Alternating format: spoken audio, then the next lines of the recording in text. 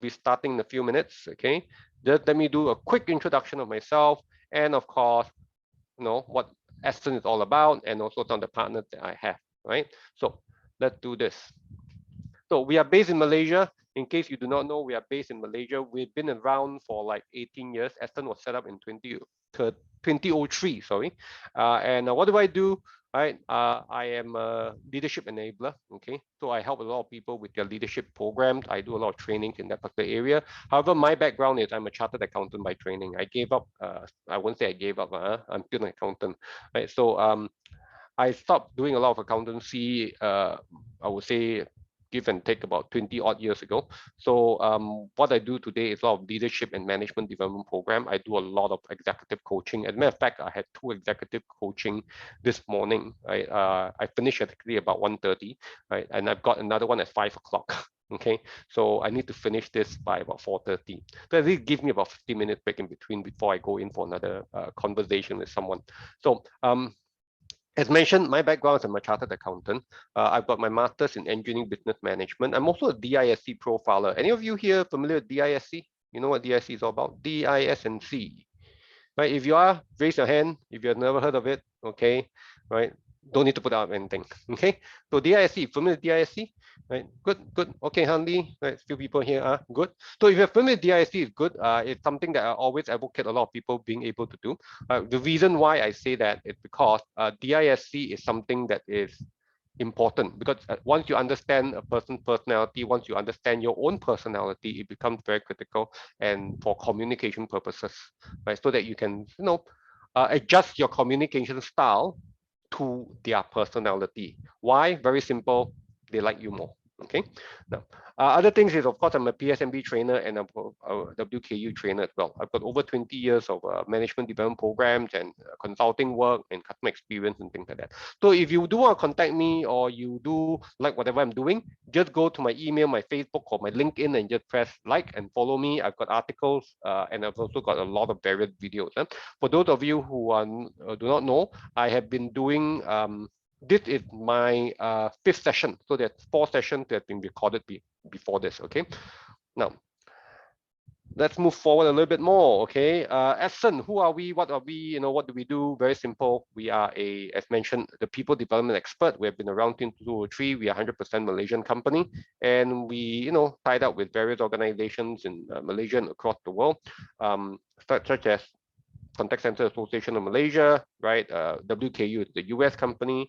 We also work quite closely with SME Association Malaysia. As a matter of fact, we are their learning partners. Envo BPO, Really English is based in the UK.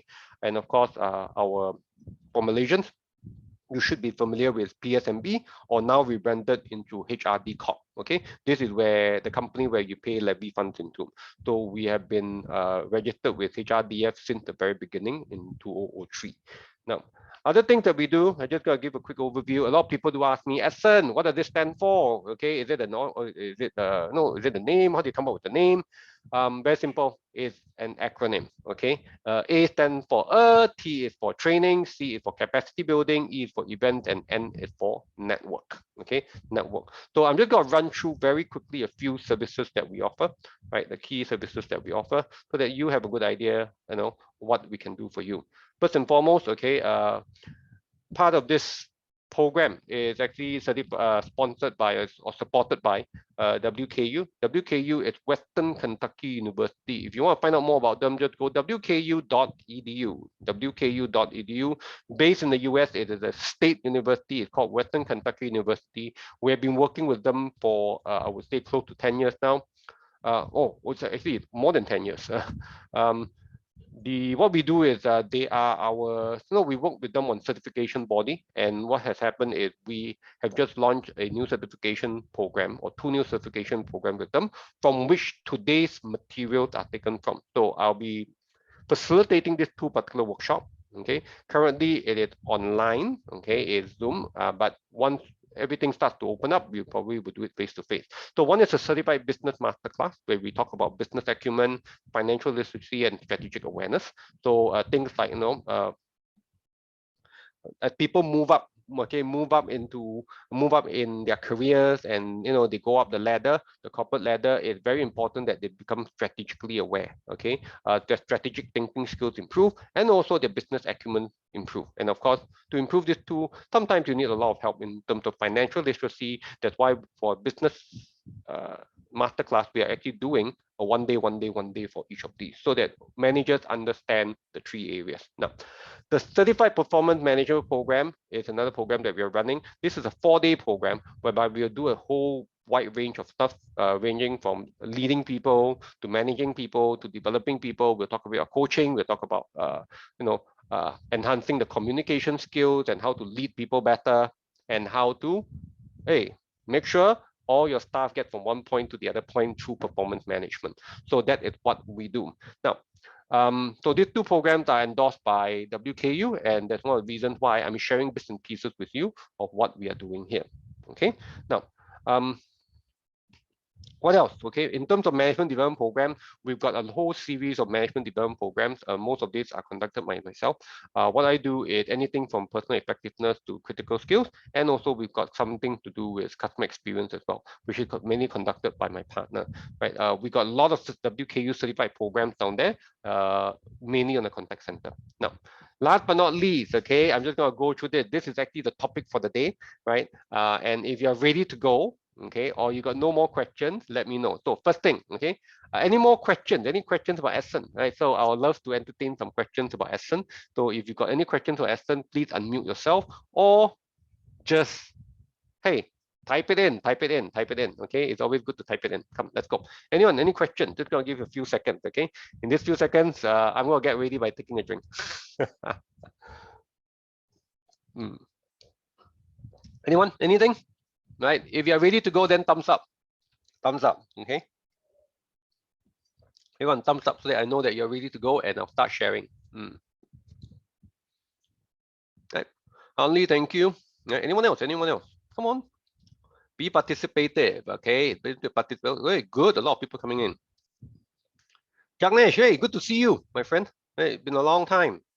Right, SB King, right, Yen, Neo, okay, Julie, Susan, Faisal, thank you, Kenneth Yip, okay, Craig is here, Lai Yong, sorry, Tang Lai Yong, okay, Iho, Red Ling, right, Wayan, thank you very much, okay. So, I've got a message. What message do I have? Oh, okay, so thumbs up. Thank you, Lai. Right, okay. Now we've got so what I'm going to do now is just to talk to you a little bit more about the topic for today. The topic today is how to develop your team for performance, the 3 keys, okay? The 3 keys. What I mean 3 keys? The 3 areas. The 3 areas that we need to look into, right? The 3 areas that we need to look into. Now, these 3 areas are critical. And this is something that I emphasize a lot, right? As a matter of fact, I was just having a coaching session on this. One of the participants in the coachee asked me this morning about these 3 things. How what's the best way of measuring her people now, especially not being able to see them, okay, or not being able to see them for the last few months, and it's pretty difficult. Okay, so we had a good long discussion and coaching session on that. Now, right, so what we're going to do here, right, is we're going to talk about a few things. First is the 3 key roles of a manager. Okay, what are the 3 key roles of a manager? The 3 key performance measures, which is what I'm talking about today. And of course, how to develop the 3 performance, the 3 keys for performance. Okay, so that is the key thing that we are looking at. Now, like it or not, okay, if you are a manager, what do you think are the 3 key roles? What do you think are the 3 key roles as a manager or any leader that needs to do? So, very quickly, okay, again, use your nimble fingers, use your very nimble fingers, type it in. What are the 3 key roles that you need to have as a manager? Right? What do you think are the 3 key roles that you need to have as a manager? As a matter of fact, I've actually shown you the what we call answer. If you listen to me carefully, I've already showed you the answer. Coach, mentor, and be a servant. Okay, could be a coach, be a mentor, be a servant. Right, right.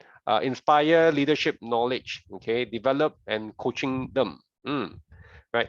Now, everyone, like it or not, like it or not. Okay, right. Well, just because I say there are 3, everyone types in 3. Right. Coaching them. Yes, we need to do this thing. We need to coach, mentor, and serve them. Okay. I mean, there are a lot of people talking about servant leadership these days, right? To me, yes, it's one way of leading, but not necessarily the only way, because different situations require different leadership style. Again, different situations require different leadership style. You cannot have one leadership style and expect it to work in every single situation. Okay, leadership is about moving the team in a certain direction. It's about getting things done. So we need to make sure that we have a variety of leadership style, we have a variety of management styles or management tools, and of course, last but not least, we should never stop developing the team. So three key roles of any manager. These are the three key roles. You lead, you manage, and you develop. There are differences. Okay, a lot of people do ask me, is it the same? No, of course it's not. Okay, so what is the differences here? Right? Motivate. Okay, leading is about motivating the people, getting them inspired, getting them to know, getting them to be aligned with wherever you are going, that direction. It needs inspiration, it needs influence.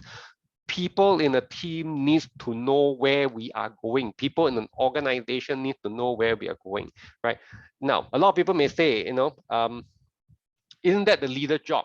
Okay, yes, the top leader, the person on the very top down there, may be a he or she, he or she is the leader. They will communicate this direction, but as a manager, your job is to keep on harping at this direction as well, so that everyone in the team understand where are we going. Okay, now second thing, manage. Okay, key role here is to manage. What do you mean manage? Manage is about the effective utilization of resources to get from point A to point B. So if the leadership, if the leader says the direction is going from point A to point B, so we are going like this way, okay? Our role is to make sure that as a, in terms of managing, is to make sure we can get from point A to point B quickly, okay, with as little, spending as little money as possible, maybe, making as use, as little raw materials or raw mat necessary, whatever is necessary we do, producing at a certain quantity, quality and quantity, right? And all this is managing. The other thing that we need to do is, of course, development. Okay, right? Remember the statement very early on. Okay, it's not the if you want to build a business, you need to develop people to build the business, right? People are a high necessity, right? And all this is a dynamic process. So you're developing people from move to one level, to do one task, to do a next level of task, to do a higher level of task, and things like that. Ultimately, of course, you want them to be highly independent, to be able to do what they want to do. So please, whenever you're managing people, remember it's three key things that we need to be very focused on. Okay, what I call LMD, right? Lead, manage, and develop. We need to be able to lead the people, we need to be able to manage the people, and we need to be able to develop the people. Hi, Lai. Lai mentioned, Lai keyed in the chat group something about the different style to different situation or to different people. Now, it's an extremely good question. Okay, it's an extremely good question, and to me, it is both. It is both. Okay. Now, why? Very simple. When you talk about a different leadership style, and if you are the leader, the company needs to know what leadership style you are using. However, to move certain individuals, sometimes your style needs to change to move that individual, so that the individual feel a sense of connection with you, but overall you still have another style whenever you're managing the team. And people know this is all you. You're just being sincere, but you're finding different ways of doing it. As we said, if you have been to my session last week and talked about trust, the 5 levels of, the 5 areas of trust, from integrity to competency to consistency to openness, and also loyalty to who, right? And we'll cover a little bit of this, because it's all intertwined anyway. Key thing here, okay? What I mean is, you have a certain leadership style. Everyone knows, right? If you are in a big organization that needs to move fast in a very dramatic manner, okay, and there's a lot of things that we are going into, and it's a lot of unknown, right? Certain style may be very, very good. Example, I would say, if your leadership style is a bit more dictatorial, okay, it allows the team to move fast. They may not like you all the time, but allows the team to move fast. Okay, for a certain period of time, a certain short period of time. Huh? Funny. Okay, I'm not using my green screen today because I'm actually not in my normal place. Okay, I'm actually somewhere else. Okay, so that's why I don't have my green screen behind me and the camera working funny. Now, the other thing is I would like to say is if you are in a certain environment, example, if you are in an environment that requires a lot of consultation, okay, because there's a lot of danger, there's a lot of risk factors involved. You may want a more, subdued style whereby we discuss more, we are in a more democratic environment whereby people are giving their opinions and things like that. Now, other things related to different leadership style, okay, and this is something that I would just want to link a little bit since Lai has asked the question. And if you look at my DISC talk that I did much earlier, you would understand each personality has a different style of leadership. Each personality has a different style, or they have a preference for a certain style. The dominant individual is more likely to be dominant. Anyone from that particular session about 4 weeks ago? I did that. If you did not catch that, go to our YouTube video. You should be able to find it. Okay, it's on DISC. Anyone remember what a dominant leader, dominant individual, what kind of leadership style do they like? Anyone remember? Right? Were you there? No? Autocratic, yes, they are very autocratic in nature. They love the autocratic style. Listen to me. I'll tell you what needs to be done. Okay, now so that's their style. The problem, okay, let's go through all the 4 styles. Then I'll tell you a little bit more, and then we go further. Okay, because today's slide it's quite not many, so we can actually spend some time discussing stuff. Okay, now, sorry, I moved ahead. Right, other things, Other things. So if they are more influencing, so what kind of leadership style do they like? Remember, if they're more influencing, what kind of leadership style? If they're supportive, what kind of leadership style? If they are conscientiousness or compliant, what kind of leadership style? Right? If you remember, type it in. Okay, type it in. Right? If you are I, what the I leadership style? Right? If you're an influencer, what the I? Right? Remember, the I people love to talk. Right? They love to talk. They love to show. Right? Inspiring, yes, inspiring. So the talking type, they love to think, and they will talk to the cow comes home. That's why a lot of time they like to ask the people, what do you think? What do you think? And they allow the people to talk, and they continue talking after that. So in a sense, they like the democratic style. Why we say that? Very simple. If their whole job is to convince you whenever you say no. So if you are against them, they'll try to convince you. So it's very inspiring, and it's very you look, when you are with them, you love their storytelling. So that's very inspiring. So they tend to use a very democratic style. But in actual fact, what they do is if you say no, they are trying to pull you to a yes. Okay, through their inspiration, through their influence, right? So that's the way they do it. Now, these S people, the steadiness individual, what do they do? Okay, now, what do they do in terms of leadership style? Some people, right? Come, anyone remember? Right, DISC, right? DISC. They are introverts and they are people orientated. Okay, someone used the word. Okay, down here, right? Craig has used the word. It's participative. It's very servant leadership style. The S personality, the steadiness personality, has a very participative, has a very servant leadership style. So if you study servant leadership, you will understand it's participative in nature. They are with you behind the scene, part and parcel of the team, and they love the teamwork. They work together as a team to get there. Okay. Last but not least, the compliant individual, or the conscientious individual. These are individuals who are introverts. Okay, however, they are task orientated. Introverts but task orientated individuals. What do they do? Okay, they tend to be very bureaucratic when it comes to leadership style, right? It's like control here, move, control. Why? The issue is they see the black and white. They see the pros and cons. In every situation, these individuals have a tendency to see both the pros and the cons. And because they see the pros and the cons, every step they move forward, they want to control and make sure that the things are done right. The things are done right at every single step. So they may have a little bit too much what I call controls in place that it becomes very bureaucratic, and that's their problem. Okay. And the other thing, if you remember about them, they love the paper. They love the paper. They love to write. So expect that to be a lot of processes in place. Okay. Now, where I'm coming from, and just to go back to Lai's question, already we have an understanding that personality, you know, me, myself, you know, everyone here has a preference to a certain leadership style. The issue is this: we cannot make that one leadership style work in across all different places and teams. Okay, certain organizations require certain leadership style.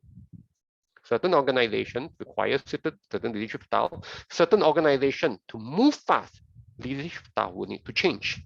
Okay. However, when you manage a group of people, again, many different personalities have very different leadership. Means they prefer a certain leadership style. So it is quite common. It is quite common for the more knowledge base an organization is, the more likely that their leadership style is one a bit more slow, right? Not so fast paced, because they like to ponder and think about stuff. Okay, example, university. Okay, so but however, if it's a very fast-paced kind of organization, a very fast-paced industry, it is more likely that you will see certain things like a more autocratic or more inspiring leaderships on there. Okay. Now, please, there is no fixed rule there. We need to look at the situation. We also need to look at the people in the organization. Okay, the people in the organization. So as I said, Lai is both. It's both. Huh? So any other further questions on lead and manage and develop? Please do not be shy to ask. Okay, as I said, today's slide is a bit less, not as many as usual, so that we can spend some time talking, and so that also spend some time, you know, just discussing stuff. Let's go. All right. Okay. So please, Lai, if you want to improve as a leader, don't just look at one leadership style. Do not just look at one leadership style. Look at a leadership style that is good for everybody, okay, in the team and in the situation that you are in. If the team needs to move fast and you find that you are a very nice participative leader, it's fine. But in fact, if the team needs to move fast, maybe you need to be a little bit more autocratic, so that, you know, you whip them up into shape, they run faster, and then you can go back to participative if you want to. It changes. This is what we call situational leadership. Situational leadership. Okay. Again, situational leadership. You may want to type that in, everyone. You may want to type in the word situational leadership. Okay. Now, let's go. Okay. John Maxwell. Everyone heard of him? Anyone? If you heard of him, just yep, thumbs up. If you heard of Mr. John Maxwell, please thumbs up. Okay. He is a very famous author. Okay, if you have not heard of him, pick up a book from him. It's good, right? He explains things extremely well. No fancy stuff. He explains things extremely well, right? So please pick up a book from him. Okay, if you have not read him, and he's been around for a very long time. And this is a person. I mean, what I like about John Maxwell's books is that he is pastor. Okay, and one thing that's very interesting about him is that he is also, you know, he managed to get a lot of the people in this particular church to do work for him. And one thing that is interesting is he's not paying them anything. Okay, so now, of course, you do work for the church, right? So of course you not pay things. If you're working, I mean, I'm a Buddhist, but you know, if I'm doing things for my temple, I'm not going to, you know, get my temple pay me. But the fact is that he gets a lot of people to do work for him. It's because they find him very inspirational. So that kind of leadership is not easy to find, right? It's not a forced thing. It's a volunteer thing. It's a volunteer thing. So he mentioned in terms of leadership that basically 5 levels that we need to, well, if you want to talk about development of leadership, it's 5 levels, right? And you look at the 5 levels, it's got nothing to do with style. Okay, because he said, you know, end of the day, whatever works, whatever that makes people respect you, whatever that makes people move from point A to point B, that's the most critical thing. Okay, right? That's the most critical thing. And the first thing he always says, you know, most leaders become a leader right? It's because of position. Yeah, STEM job manager, STEM job assistant manager, STEM job supervisor, you know what I mean? So they got a STEM job in the company and they've given a certain title, bam, they got a positional right. Okay, that's positional. Second thing is, and the second level is permission, meaning the people have looked beyond your level, beyond your title. They are there because they feel that you are a good person and they want to follow you. Right? They feel that you are a good person and they want to follow you. Now, and basically, a lot of new leaders start off there as well. You know, they like to engage their people, and it becomes so comfortable for some people that they find it very difficult to not be nice. Right? As I said, I was having a personal coaching session with two individuals this morning, two of them. Okay, and what happened was the two of them mentioned, I mean, one of them mentioned to me, especially the one earlier part of the day, mentioned to me that the individual has a lot of issues, you know, with the staff and things like that. So I was going through the whole coaching process. I mentioned to the individual, okay, the main problem that you have, right, is that you are too nice.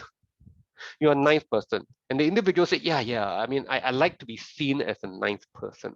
Then I said, it's very problematic. Like when you are always nice, because they only see you as nice. And sometimes, like it or not, certain individuals who are your staff may take advantage of you, okay, of your nicety.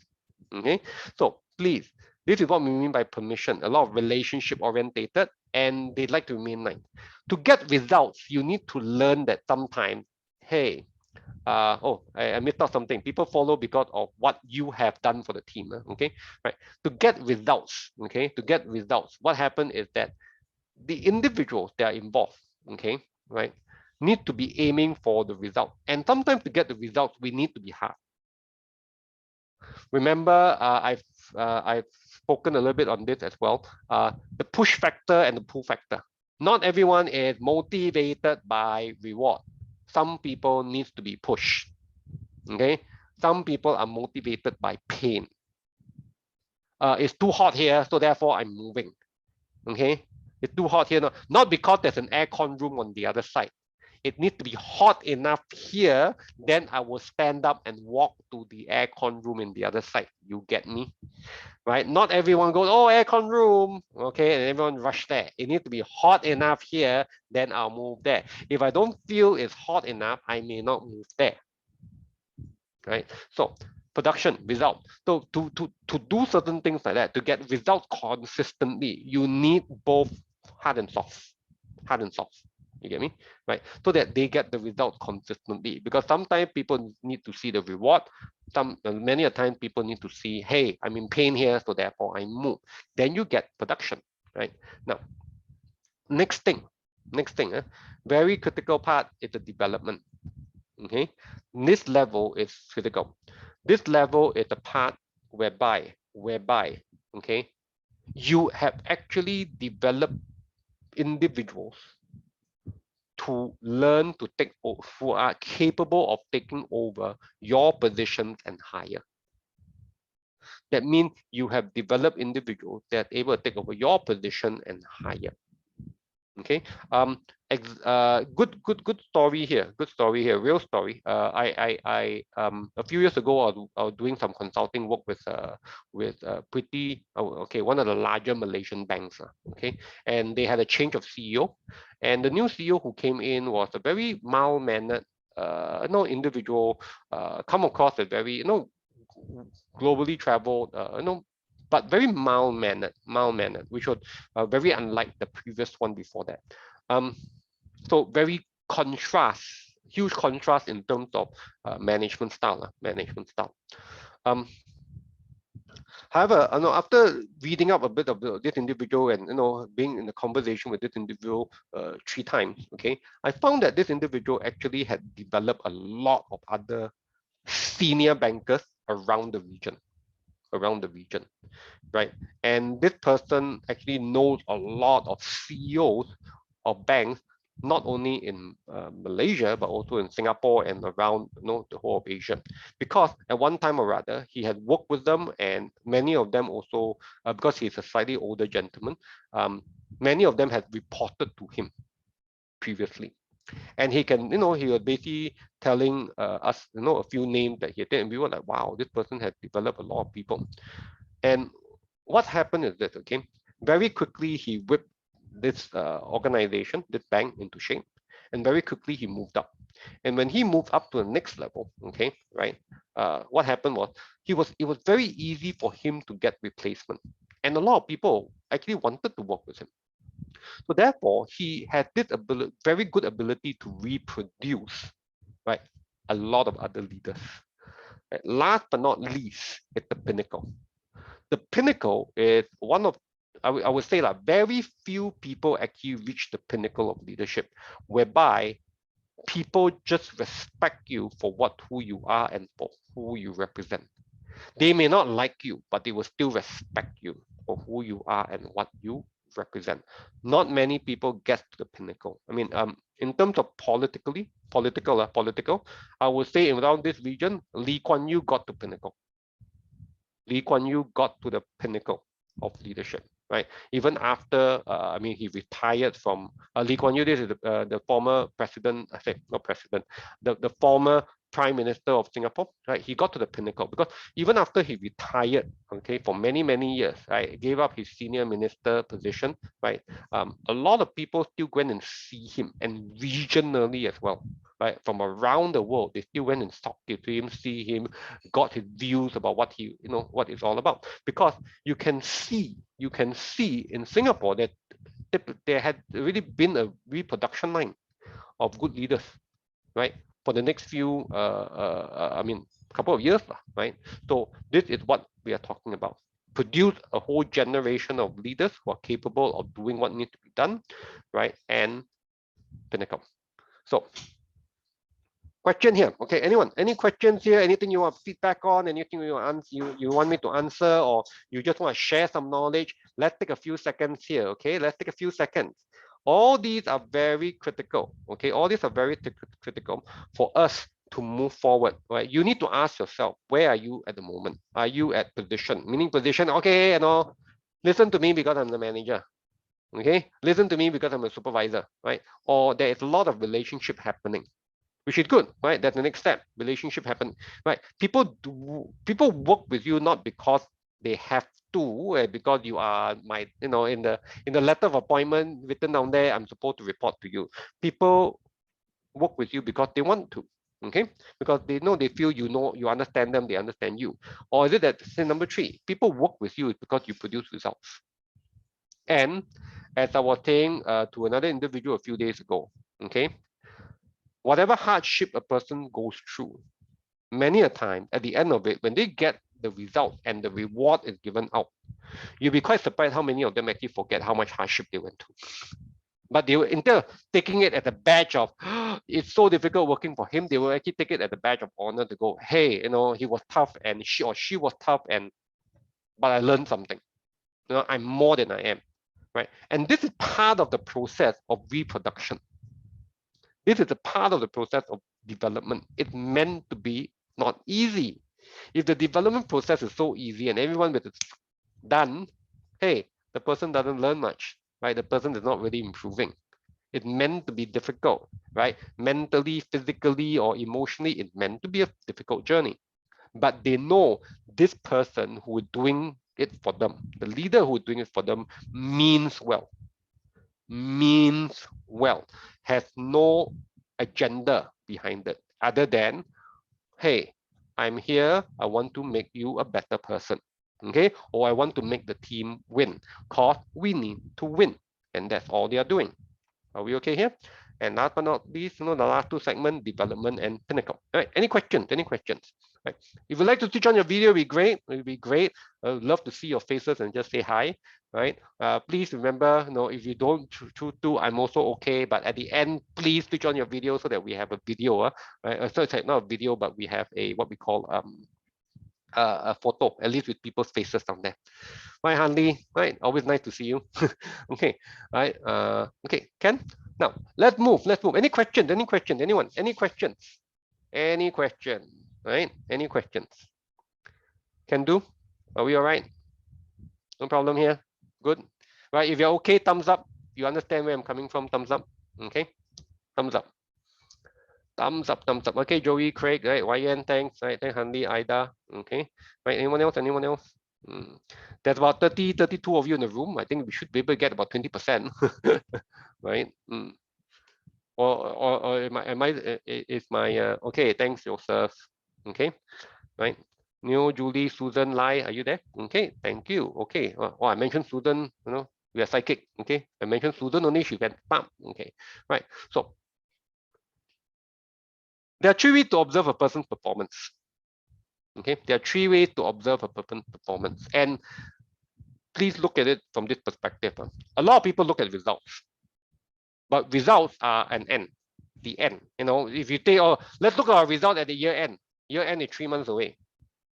Okay, way before that, we should be saying, or we should already know whether this person is capable of getting the results based on what? Their behavior.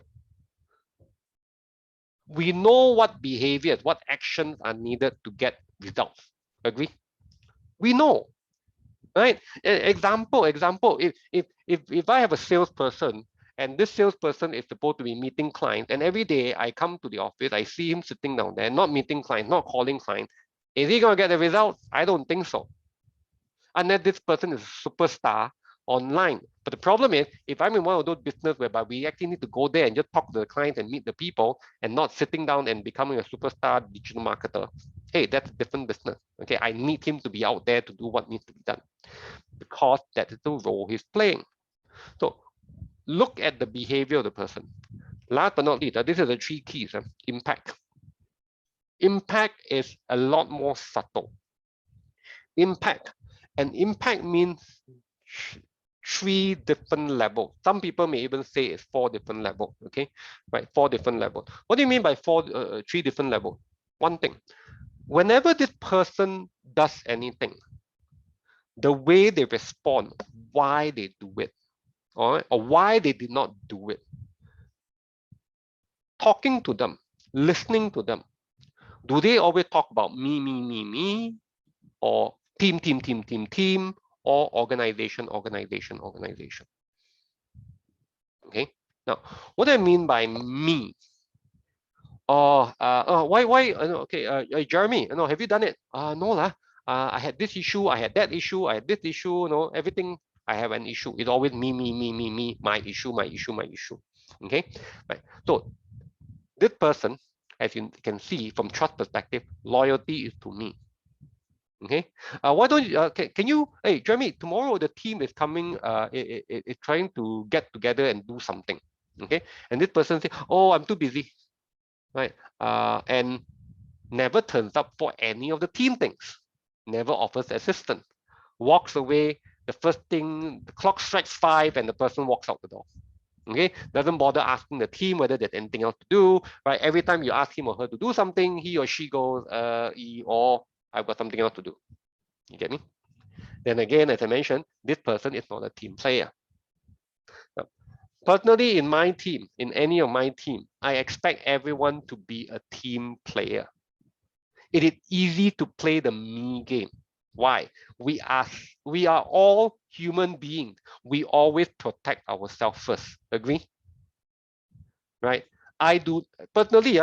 I also don't want a person who doesn't protect themselves first.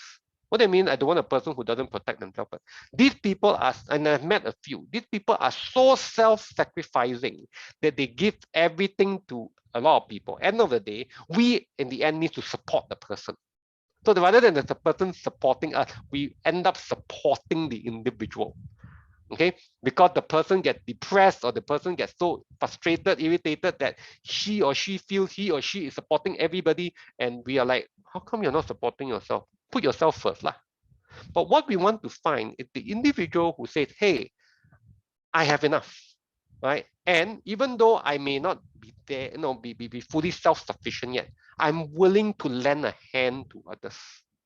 And that's the impact they have. They're always willing to lend a little bit of a hand, right? Whether it starts off a little and it gets more and more and to become more competent, fine. We are looking for that individual who has an impact to other people in the team. And if that person can grow, and if you look at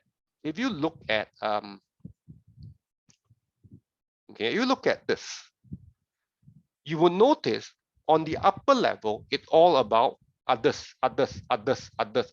It's only the number one position, right? It's me. Listen to me, okay? Why am I the leader? Because I was appointed the leader. You get the conversation, right? When it comes to permission and production, they are trying to work with the team to get something.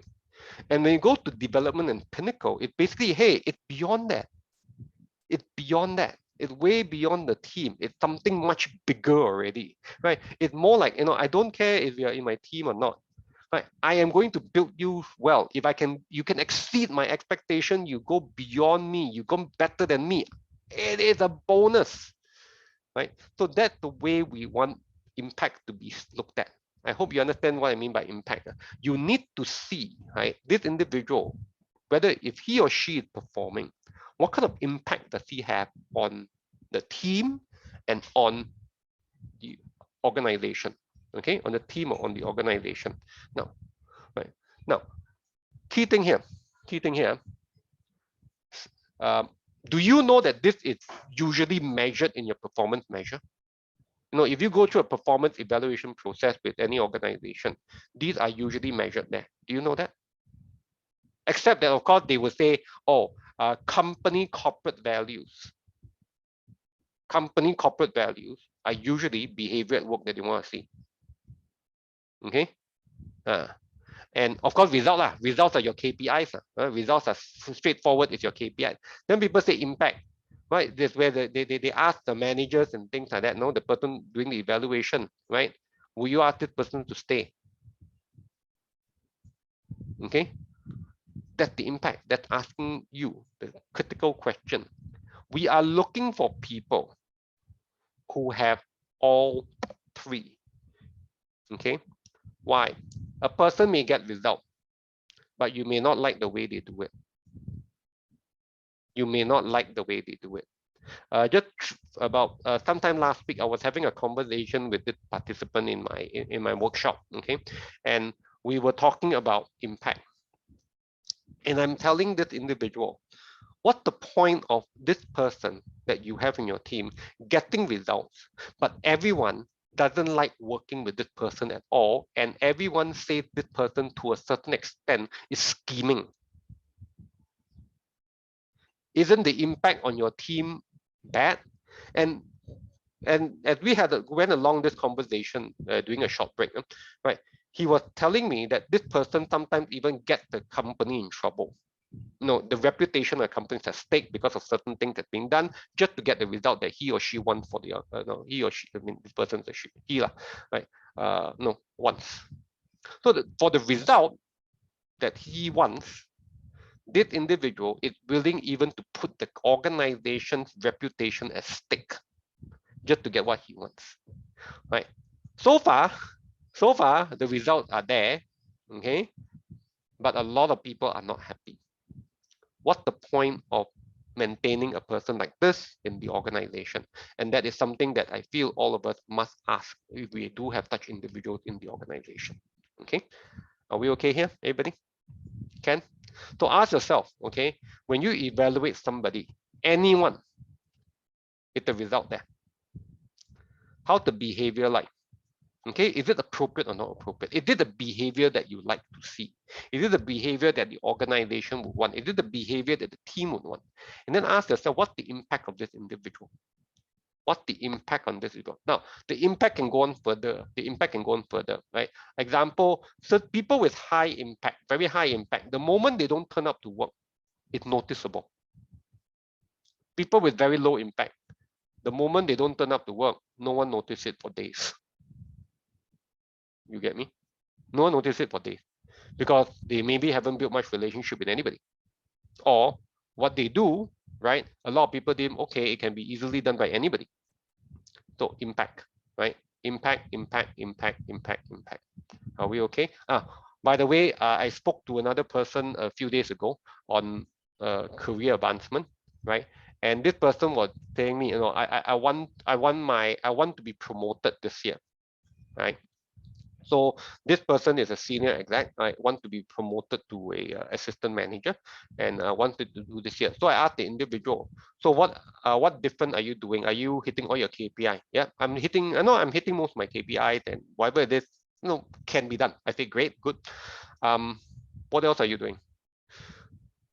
The person looked at me and just says, hello, yes, anyone? Anyone say something? Right. Okay. So this person said, well, just hitting my KPI. And I went, anything else? And she went, no. Then I asked her a very simple question. What different impact are you doing compared to all the other senior execs? What impact are you doing compared to all the other senior execs? I didn't say your results are no good. Your results are there. Obviously, your behavior seems to be fine, but there seems to be very little impact. The impact that you're doing is only for your KPI. What else are you doing? So again, performance. She needs to figure out what else she needs to do to make sure she gets that promotion. Okay, impact. A very critical conversation, right? So before we move on further, anyone? Question, right? Anyone? Let's spend a few seconds here. Any questions? Any questions?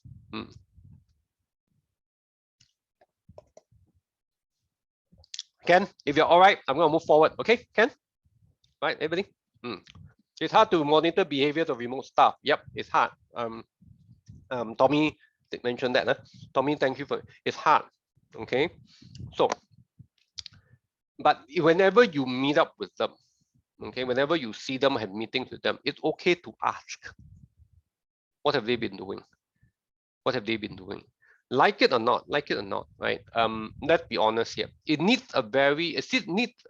for remote working to be efficient and good, you need a certain type of people who are very self-motivated and who have a high sense of responsibility and accountability for it to work.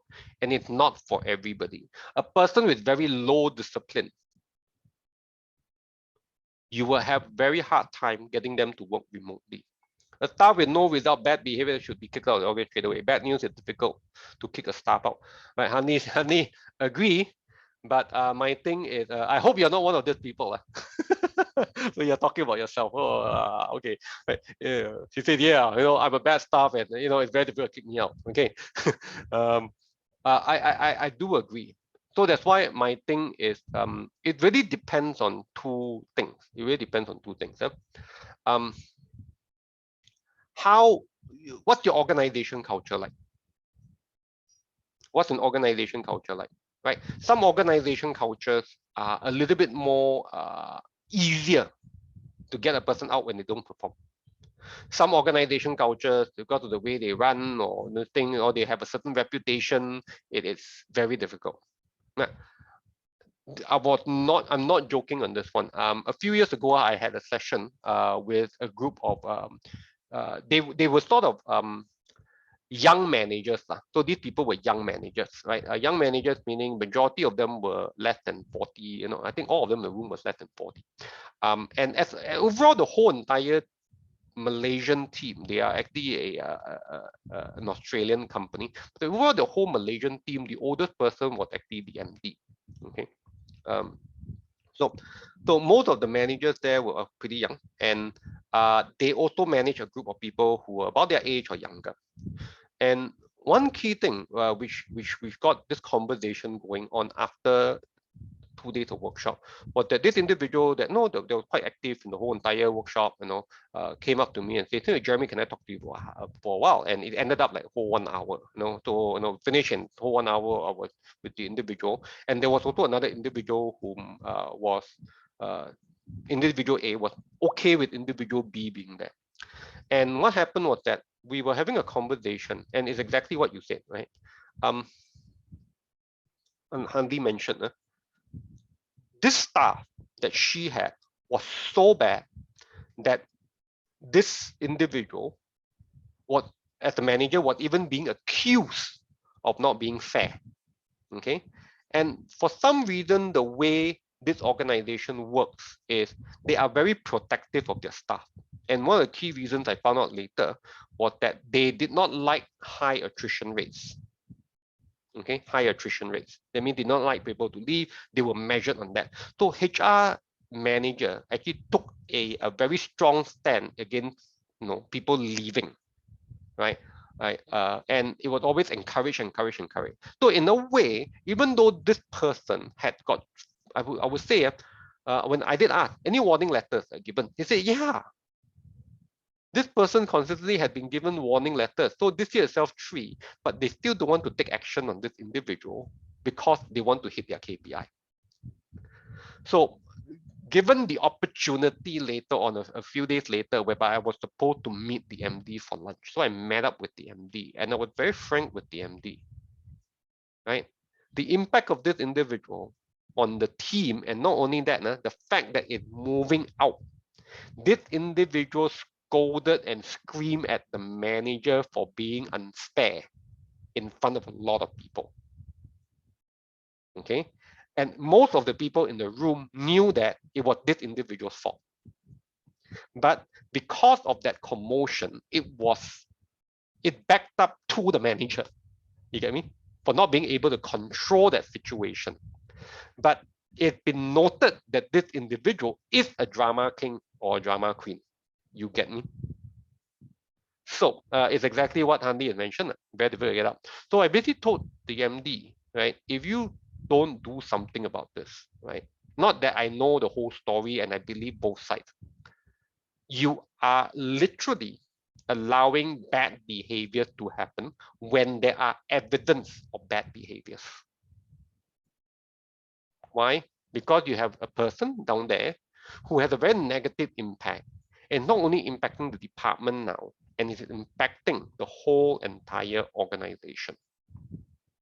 Are we all right here? You get me? And this is something that, do you really want to accept? Okay, so that is where I'm coming from. So please, right? We want to hit certain results, but end of the day, what we call one bad apple can ruin the whole entire bunch of apples, basket of apples. And this is what I mean by impact. What's the impact? Certain people are negative behavior, but they don't impact many people, or they just among themselves, right? They keep to themselves. Okay, fine. We can still tolerate a little bit. But the moment this impact goes around and it affects other people, right? You have a big issue. So you may want to, control it, right? Now, are we okay here? Can right? Now, making this whole thing work. So we talked about this result, behavior, impact. So making this whole thing work, okay? First, right, results are all about goals, setting goals, right? So once you set the goal, you know whether you hit the result or not, correct? Now, you cannot have a result without a goal. So you need to have a goal first, then you talk about the results later, right? Now, how do people get, move towards the goals? Okay, how do people get better results, right? Hit the result? Very simple. You need to develop their ability, right? Once you develop their ability, you just want them to be able to take action on the task. Okay, so it's like, hey, you can do it now, right? You know how to do it, right? Can you please take action on the task, right? So that's where people say, oh, you need to motivate them and things like that. Go ahead, whatever you need to do, as long as they are taking action on the task within a certain limit of motivation, right? If a person needs to be motivated every single time just to do something, right, the impact is also no good. What you need to do is, I give you a little bit, or I need you to spark, and the person moves by himself or herself, right? That is the best. And of course, end of the day, we want all the tasks to be leading to a desired result, or it will achieve a desired outcome. Are we okay? So how all these things are related? Now, key thing here, talk about development of ability. I'm just going to spend a few moments on this. If you have seen this before, great. Okay, please help me with this, right? Support me with this. If you have not, right, and you don't understand, you cannot differentiate the 4 words that I put up here, please listen up carefully. Okay, This, please listen up carefully. Trust me, I spend a lot of time explaining this in some of my courses, right? And some people, some managers after many years go, aha, now I understand what's wrong. Okay, so very quick one. Everyone, what is knowledge? What is knowledge? How is knowledge different from skill? What's your attitude? When we talk about attitude, no, the person's got a negative attitude, the person got a fantastic attitude. What in the world are you talking about? And motivation. I know we talk about motivation. So quickly, okay? Right, if you've done this with me, type it in, okay? Type it in, type it in. If you do not understand this, okay, if you know the answer, type it in. If you don't, you think you know the answer, type it in as well. If you don't know the answer, tembak something. Tembak something means shoot, okay? Right, for those of you who are not Malaysian, tembak something, shoot, okay? It's like you got your multiple choice A, B, C, D, you don't know the answer, just guess, right? So, right, knowledge, what's knowledge? Jagnesh says, okay, your basic understanding from what you perceive or learn. Okay, right. Anyone else? Anyone else? Knowledge. What skill? Think about it. What skill? Right. Everyone, do not be shy. Type it in. Okay, type it in. All these are part of the learning process. All these are part of the learning process. What's attitude? When I say a person has an attitude, what do I mean? The person's got an attitude. Right. Last but not least, what's motivation? Let's go. We are going to talk about improving the person's ability. Then we're going to talk about improving the person's behavior. Okay, remember that, right? Results, right? Behavior and impact. Okay, right? Knowledge equal to information. Okay, we got a few things here. Skill is able to do something. The ability to do something. Agree? Right? Knowledge is equal to information. Then Joseph, why don't we just call it information? Joseph, you there? Right. Why don't we just call it information? Why have two different words? I know, because the Englishmen want to confuse us. Okay. Understanding of the information. Okay, now it's a bit better. Understanding of the information. Okay, understanding of the information. So there's a lot of information in the world. Okay, but let's be frank here. How you perceive the information, it could be just information to you, or it could be knowledge to you. It's your perception of the information. To be more specific, knowledge is actionable information. It's actionable to you. It may not be actionable to other people. It's actionable to you. You hear something, you read something, someone tells you something. There's something is information. After you hear, you read, you see, you go, I can do something with that. I have a next step because of that. It's actionable information. You get me? You can do something with it. Are we okay here? Right? So, I mean, how this works, very simple. If I tell you, hey, everyone, okay, now is 4 o'clock, okay, 4 o'clock. Let me tell you a secret, okay? The stock market is going to go up by 100 points today. From now to the end, at 5 o'clock, when it closes this Friday, it will go up by 100 points. You see.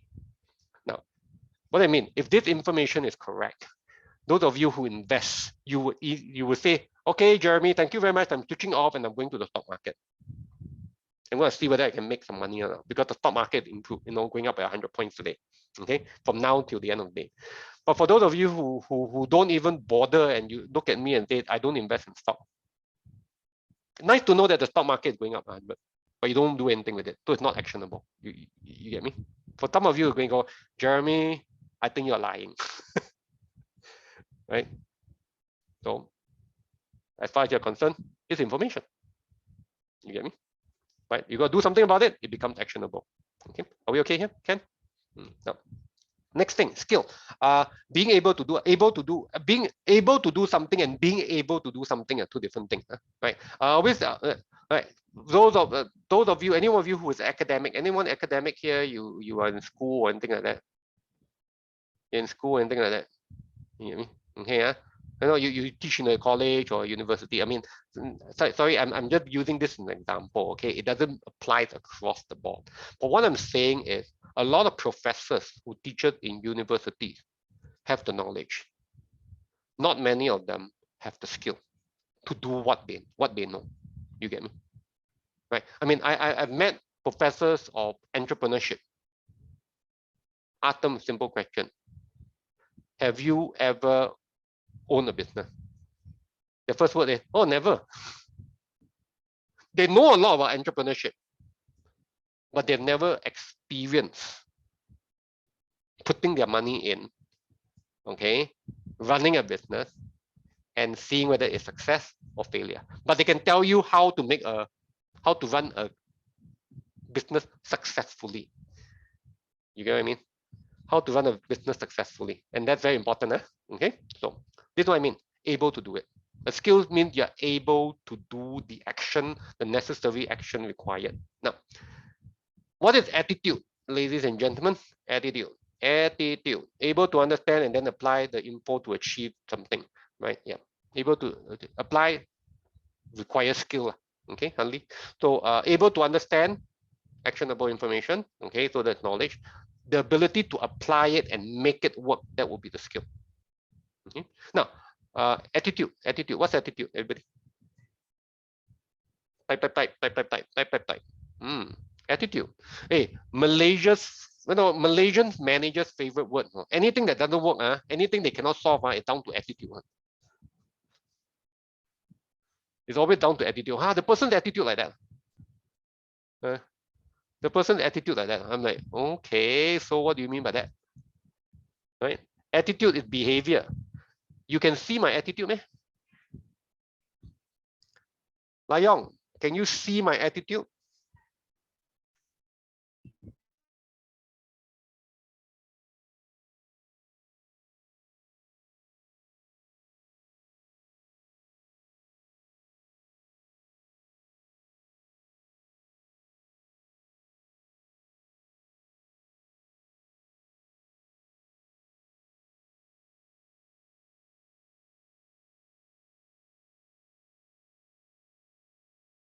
I think you were my previous session, right? No, Leong says no. You can't see my behavior. I mean, you can't see my attitude. You see my behavior. Because of my behavior, you think that is my attitude, but it's your perception of me. Many a time when we say that person's attitude is actually your perception of me. Again, whenever you say that person's attitude without actually, talking, having a good conversation with them, it's actually your perception of me based on my behaviors. Based on my behaviors. You get me? Right? Based on my behaviors. Now, attitude is the way I think and feel about something or someone. Attitude is the way I think and feel about something or someone. Okay, so we have an attitude on nearly everything. Those Manchester United supporters, Liverpool supporters, they have an attitude about their club. Whether you like black, blue, orange, red, green, is an attitude about a color. Whether you think I'm good looking or not, I'm always good looking. You get me? So like it or not, that must be your attitude of me. Just joking. But my thing is this: your perception of me, and you say it's my attitude based on behavior. Hey, it's your perception of me. It's your attitude. I may not have that attitude at all. Are we okay here? Okay, so don't judge a person based purely on the behavior. Don't go solely based on the attitude just because my behavior is inconsistent with what you think it's or is not. They're jumping to conclusion very fast, right? We need to find out why that behavior it is, so that then we can really understand the attitude. Now, what I mean, let me just, okay, motivation is about aspiration, interest, desire. A very simple thing I would say about motivation is willingness to do something. Willingness to do something. How willing is the person to do something? Okay, we say they're highly motivated when they're willing to do it now. We say they're not very motivated when they keep delaying it. You get me? Right? So willingness to do something now is motivated. key thing, and I want to test a little bit, right? So if you get this, you get 100 points, and you can do anything you want the 100 points. Okay, so education, okay, knowledge and skill. Let me ask you this question: is it possible for me to have the knowledge and not the skill? Go. Yes, right. Okay. Okay, good. Okay. Now, is it possible for me to have the skill but not the knowledge?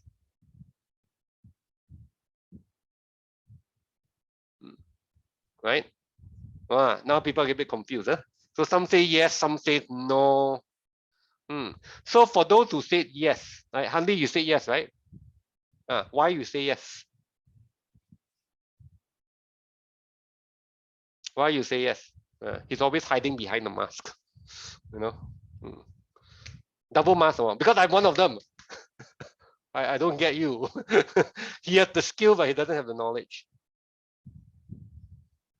Right?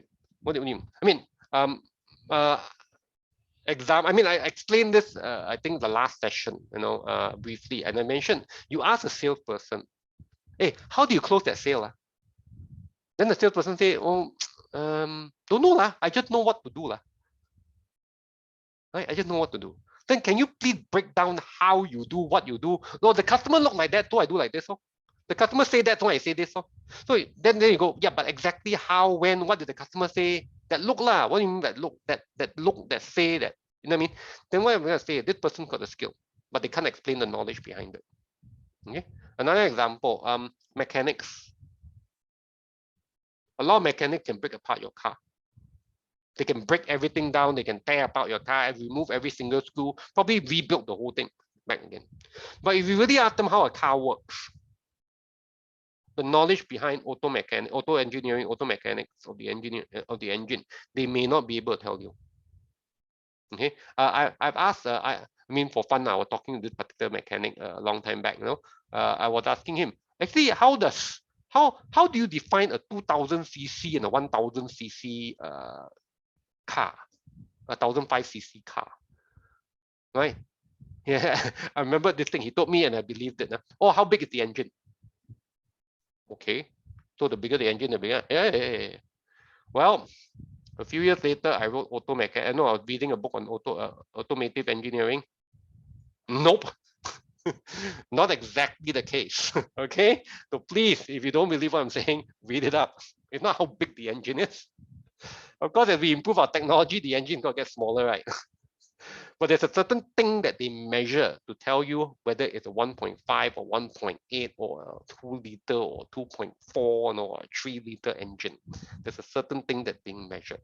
Okay, if you know this certain thing, type it up. Okay, you gain another 200 points, and which you can do anything you want with. Okay, so yeah, great. Okay, Andy, exactly what I mean. A lot of people can follow a machine, can use a machine, do exactly the procedure, but yet do not know why they are following the procedure A, B, C, D, E, F, G. Example, I mean, if you work in a, he says you work in a lab, I know to get this, to see whether this thing inside here has got this particular chemical, I just need to pour this and pour this, but they don't understand the chemical reaction, right? But they know how to pour, and they know that, I just need to pour A, B, C, so I pour A, B, C. What does A, B, C do? No idea. You know what I mean? And trust me, a lot of time when we train people, when we talk to people, we don't go into the knowledge. We just want them to get it done. That's why I said a key thing in many, many organizations today, they don't explain the knowledge. They only tell you the action. Okay? They don't explain the knowledge. They only tell you the action. And this means action is knowledge is not transferred. Now, always remember, attitude is the way I think and feel about something, and motivation is whether I'm going to do it now.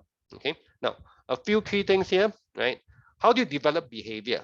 Please, development of behavior, it's got to do a lot with what I call BIS.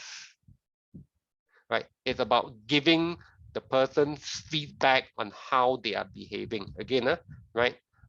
It's about giving the person feedback on how the person is behaving.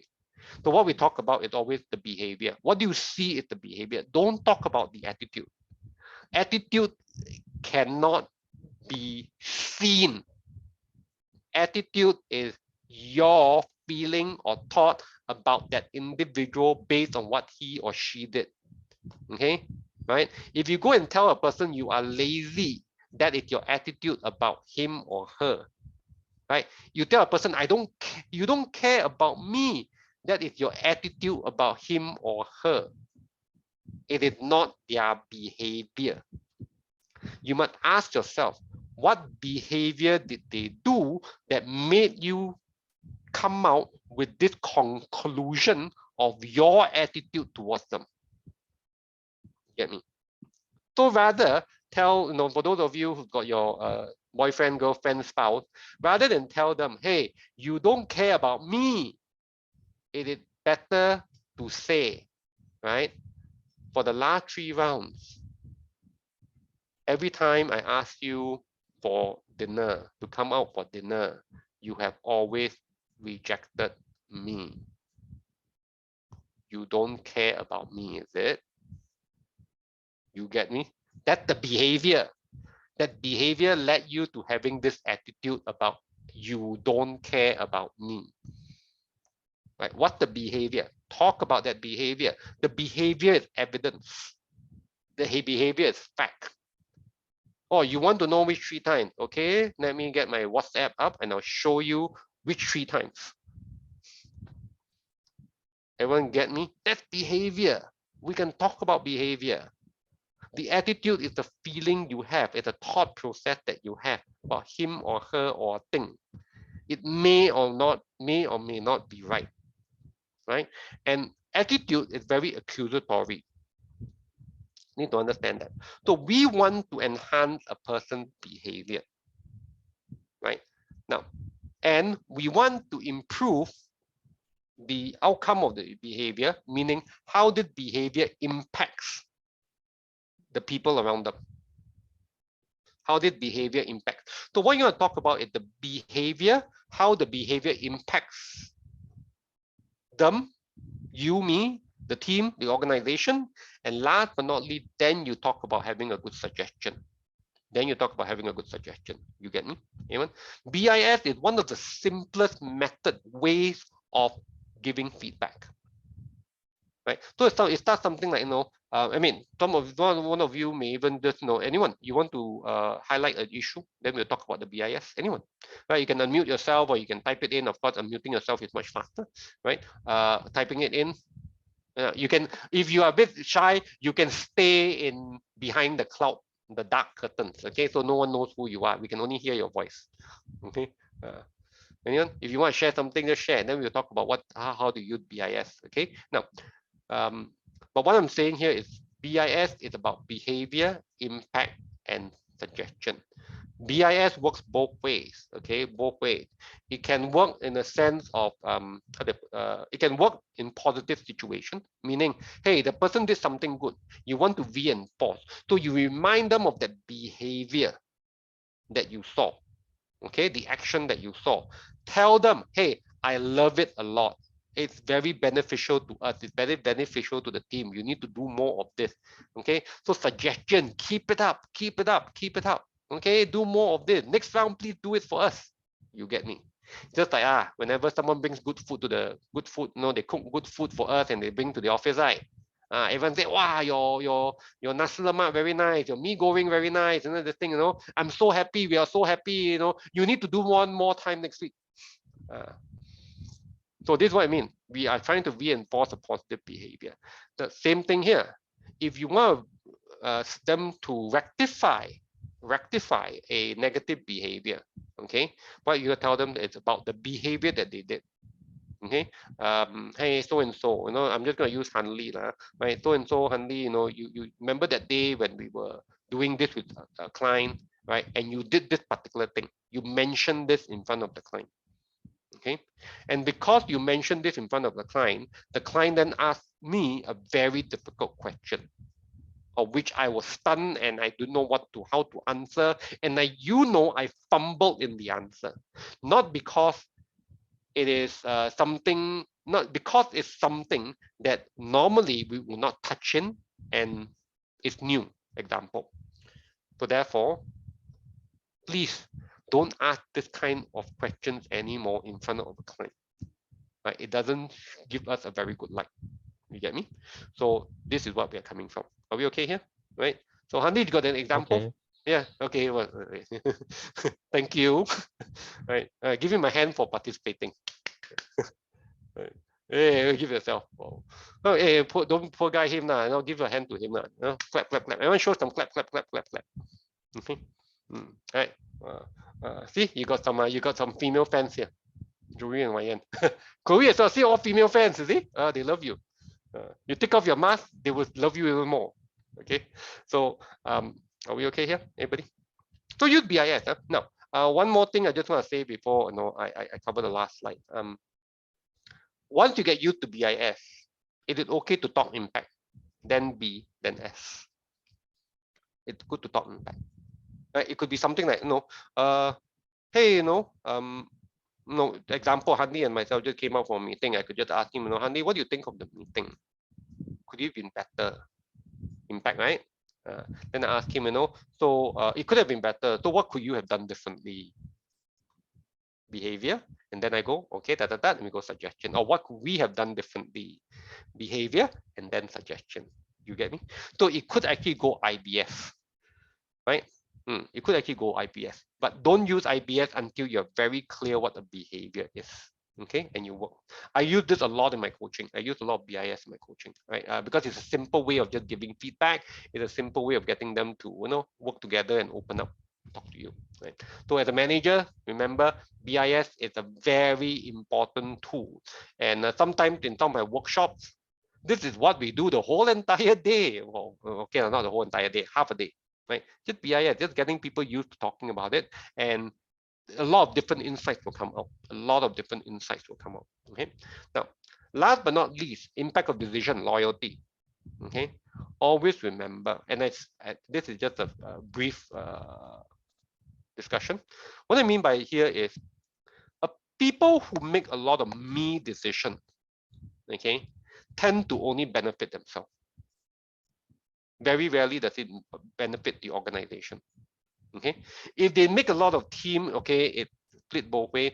But if the person learns to make a lot of good company decisions, right, it may not benefit them.